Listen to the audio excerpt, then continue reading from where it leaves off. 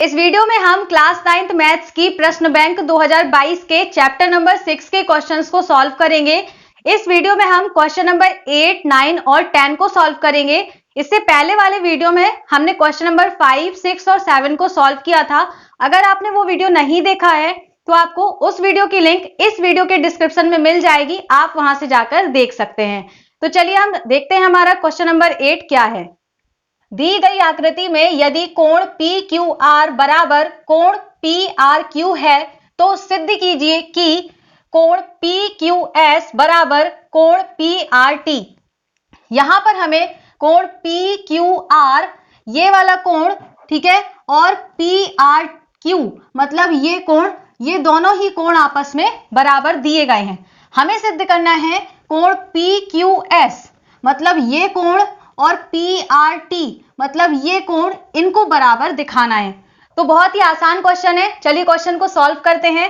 सबसे पहले लिखेंगे दिया है, यहां पर हमें दिया है कि कोण PQR बराबर है कोण PRQ।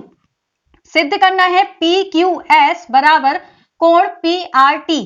अब देखिए यहां पर सिद्ध करने के लिए क्या करेंगे, यहां पर आप देख पा रहे होंगे कि कोण PQR मतलब ये कोण और PQS मतलब ये कोण, ये दोनों कोण मिलकर एक रेखा बना रहे हैं। इसलिए यहां पर हम रैखिक युग्म की प्रॉपर्टी से इन दोनों का सम 180 लिख सकते हैं। तो यहां पर लिखेंगे कि कोण PQS प्लस कोण PQR बराबर 180 अंश। कारण में लिख देंगे रैखिक युग्म। अब इसको समीकरण 1 मान लेते हैं। इसी तरह से देखिए यहां पर PRT मतलब ये कोण और PRQ मतलब ये कोण, ये दोनों कोण मिलकर के यहां पर भी एक रेखा बना रहे हैं। तो इनका भी सम क्या हो जाएगा 180। तो लिख सकते हैं PRQ प्लस कोण PRT बराबर 180 अंश। इसको समीकरण 2 मान लेंगे। कारण में यहां पर भी लिख देंगे रैखिक युग्म।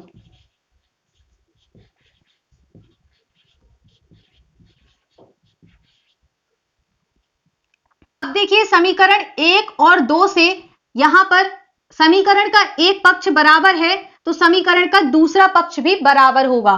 तो हम लिख सकते हैं समीकरण 1 और 2 से कोण PQS प्लस कोण PQR बराबर कोण PRQ प्लस कोण PRT।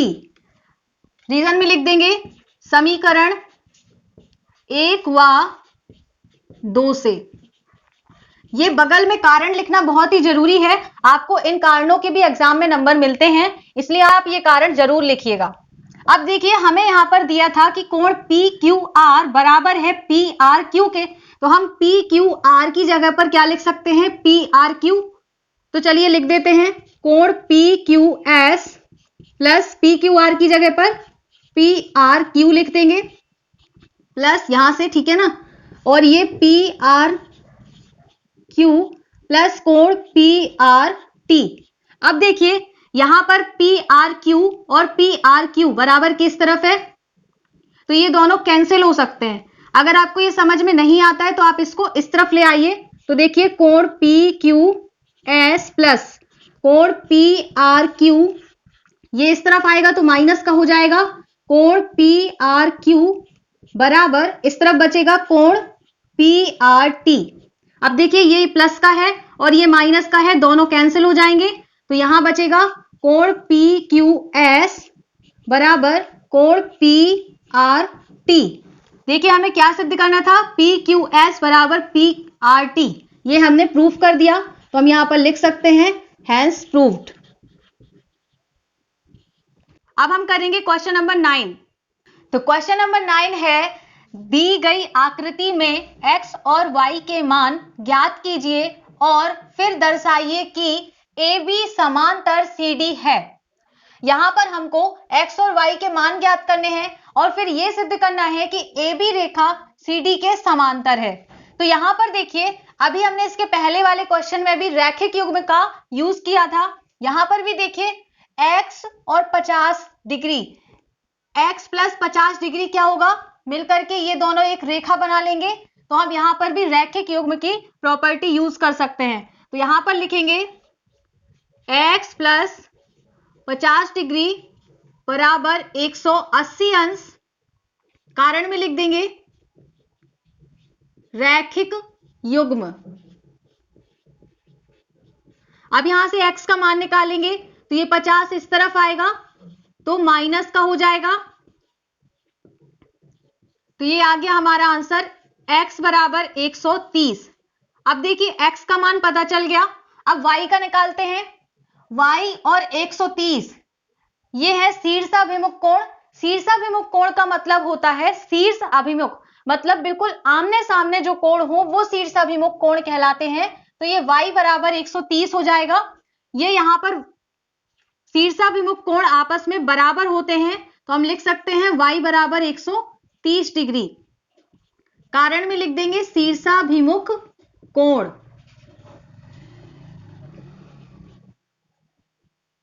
अब देखिए x को हमने मान लिया समीकरण 1 और y वाले मान को मान लिया समीकरण नंबर 2। तो समीकरण 1 और 2 से देखिए x बराबर भी 130 है और y बराबर भी 130 है, मतलब दोनों ही बराबर हैं। तो हम लिख सकते हैं x बराबर y, कारण में लिख देंगे समीकरण 1 व 2 से। अब यहां पर देखिए ये तो हमने मान निकाल लिए, अब हमें सिद्ध करना था कि AB समांतर CD है। तो यहां पर देखिए x और y ये दोनों रेखाएं हैं, यहां पर x और y एकांतर कोण हैं, इसलिए ये दोनों रेखाएं समांतर रेखाएं होंगी। क्योंकि एकांतर कोण बराबर होते हैं तो देखिए x और y यहां पर क्या है, एकांतर कोण है। तो हम यहां पर लिख देंगे चूंकि x व y एकांतर कोण है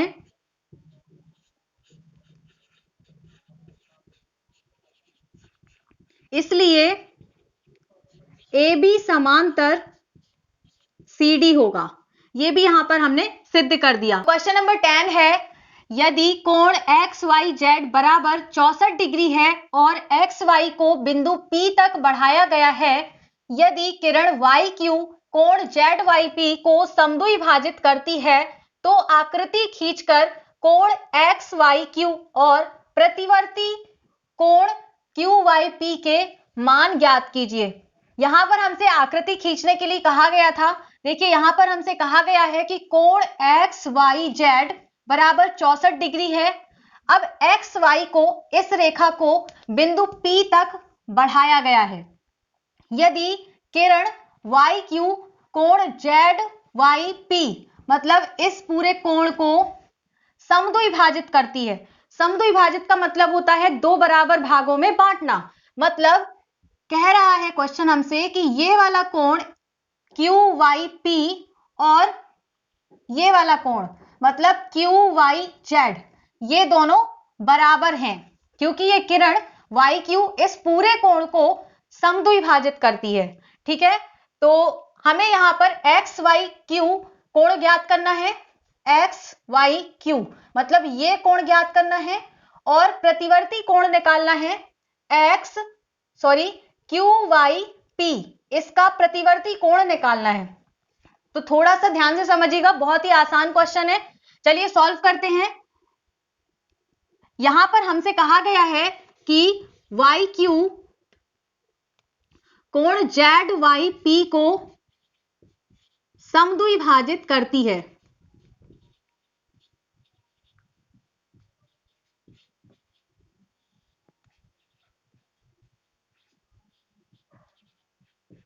ठीक है, तो देखिए अगर ये समद्विभाजित करती है तो यहां पर क्या हो जाएगा, कोण PYQ बराबर हो जाएगा कोण QYZ के। ठीक है ना, ये कोण इतना और ये कोण इतना, ये दोनों ही बराबर हो जाएंगे। अब देखिए हमें ज्ञात करना है XYQ। तो यहां पर देखिए आप पहले ये कोण और ये जो 64 डिग्री दिया गया है, ये तीनों कोणों का जो सम है, योग है, वो एक रेखा बनाएगा, यानी इनका योग क्या होगा, 180 अंश होगा। कोण पी वाई क्यू प्लस कोण क्यू वाई जेड प्लस कोण जेड वाई एक्स बराबर 180 अंश। कारण में लिख देंगे रैखिक युग्म।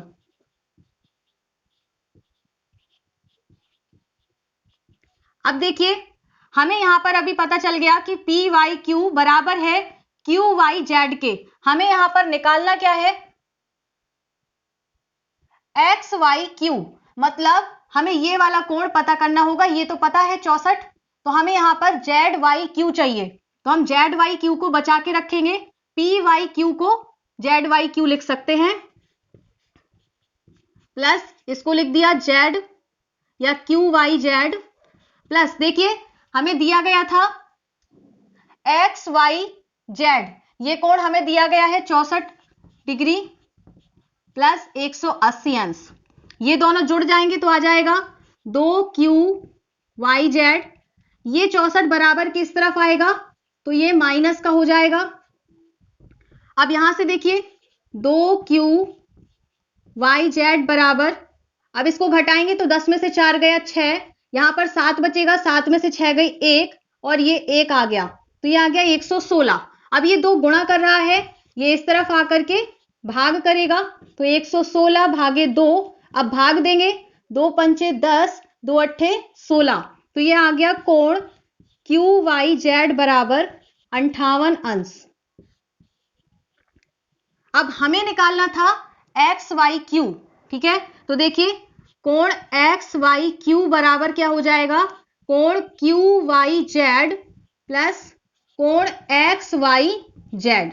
देखिए ये पूरा कोण निकालना है, तो ये कोण प्लस ये कोण, ठीक है, तो ये वाला कोण अभी हमने निकाला 58 अंश, तो ये 58 और ये 64, तो इसका मान है 58 अंश और इसका 64 अंश।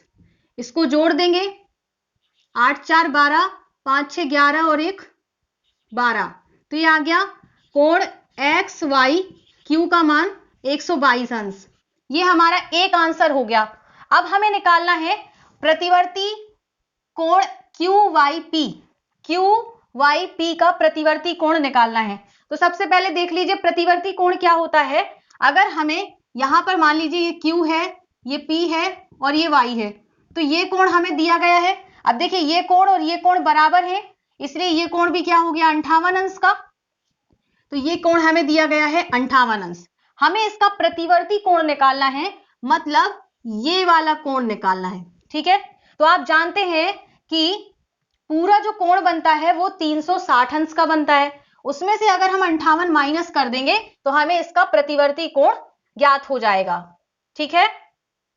तो अब देखिए यहां पर हमें निकालना है प्रतिवर्ती कोण क्यू वाई पी बराबर क्या हो जाएगा, देखिए 360 अंश में से माइनस कर देंगे 58 अंश को, ठीक है। ये वाला कोण हमें पता है, ये पूरा निकालना है, तो इसको माइनस कर देंगे 360 में से, तो आएगा 302 अंश। तो आई होप कि आपको यहां तक के सारे क्वेश्चंस अच्छे से समझ में आ गए होंगे। अगर आपको कोई भी डाउट है तो आप मुझसे कमेंट सेक्शन में पूछ सकते हैं, और अगर क्वेश्चंस अच्छे से समझ में आ गए हैं तो वीडियो को लाइक कर दीजिए। आपके लाइक करने से ही मुझे पता चलता है कि आपको क्वेश्चंस अच्छे से समझ में आ गए हैं। अपने फ्रेंड्स को भी ज्यादा से ज्यादा शेयर करिए ताकि ये वीडियो उनकी भी हेल्प कर सके। अगर आप मेरे चैनल पर पहली बार आए हैं तो चैनल को सब्सक्राइब करके नोटिफिकेशन बेल आइकन को प्रेस करके ऑल पर जरूर क्लिक कर दीजिए, ताकि आपको क्लास 9th की प्रश्न बैंक के आगे आने वाले वीडियोस की नोटिफिकेशन मिल सके। तो मिलते हैं नेक्स्ट वीडियो में। Thanks for watching this video.